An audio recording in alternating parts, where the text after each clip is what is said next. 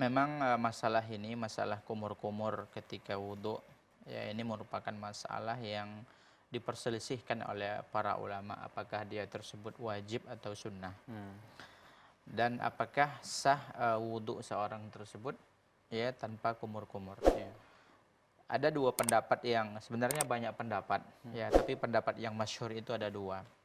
Jumhur ulama mengatakan, mayoritas ulama mengatakan bahwasanya ya kumur-kumur itu hukumnya sunnah. Ya, kenapa? Dalilnya apa? Dalilnya karena Allah tidak menyebutkan ya dan tidak menyuruh kumur-kumur ini dalam ayat wudhu. Jadi ayat wudhu dalam surat apa itu yang kita hafal itu, ya ayyuhalladzina amanu idza qumtum ila shalah faghsilu wujuhakum wa aydiyakum ilal marafiq wamsahu biru'usikum wa arjulakum ilal ka'bain. Jadi dalam ayat yang ini kan ayat tentang bagaimana cara wudhu. Faghsilu wujuhakum, cucilah muka kalian, wa aydiyakum ilal marafiq, tangan sampai ke siku. Ya, cuci. Dan dalam ayat ini Allah Subhanahu wa taala tidak menyebutkan kumur-kumur. Maka jumhur ulama mengatakan karena yang disebutkan dalam ayat ini adalah perkara-perkara wajib, rukun-rukun wudu semua. Kalau seandainya wajib pasti akan disamakan dengan wajib, di tangan, ya, kemudian kaki dan segala macam. Ketika tidak disebutkan dalam ayat ini, maka mereka mengatakan ini tidak wajib. Kemudian pendapat yang kedua, ini pendapat sebagian ulama, ya, pendapat sebagian mazhab Hanabilah, dan ini yang dikuatkan oleh Syekh Muhammad bin Shalih Al-Utsaimin, bahwasanya kumur-kumur ketika wudhu itu hukumnya wajib. Ya, hukumnya wajib. Dan bisa ya wudhu tersebut menjadi tidak sah kalau ya tidak kumur-kumur. Ya, bisa tidak sah kalau tidak kumur-kumur karena hukumnya wajib. Dalilnya mana? Dalilnya banyak sekali. Di antaranya ayat yang sama.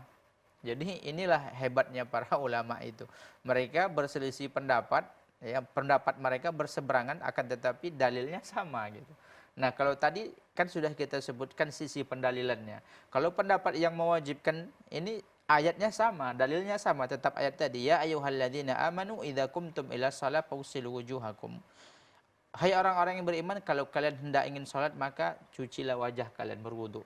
Kemudian mereka mengatakan, bukankah mulut ini bagian dari wajah yang harus dicuci? Allah kan menyuruh kita menyuci mulut, menyuci wajah. Dan ya mulut kita ini letaknya di wajah. Kalau seandainya ada orang mulutnya itu bukan di wajahnya, maka tidak apa-apa, tidak dicuci. Jadi ini dalil pertama. Dalil kedua banyak. Dalil kedua adalah Rasulullah SAW mengatakan, idza tawadda'ta famadmid. Kalau seandainya engkau berwudu maka kumur-kumurlah. Jadi mana pendapat yang kuat? Pendapat yang kuat adalah pendapat yang mengatakan wajib.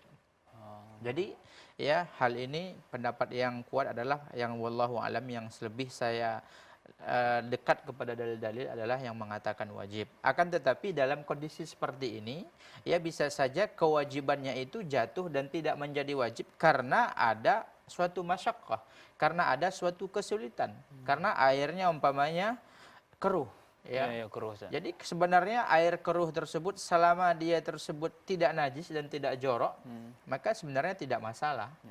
Kalau hanya keruh karena tanah, yaitu walaupun dia membuat kita mungkin agak geli atau agak jijik, ya, akan tetapi pada dasarnya itu boleh digunakan selama air tersebut dia warnanya tidak berubah oleh najis.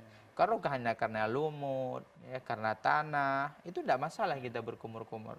Ya, tapi kalau kita memang tidak bisa melakukannya karena jijik dan dikhawatirkan muntah sehingga dikhawatirkan timbul mudarat lebih besar, maka wallahu alam dalam keadaan seperti ini tidak mengapa untuk tidak kumur-kumur. Wallahu alam.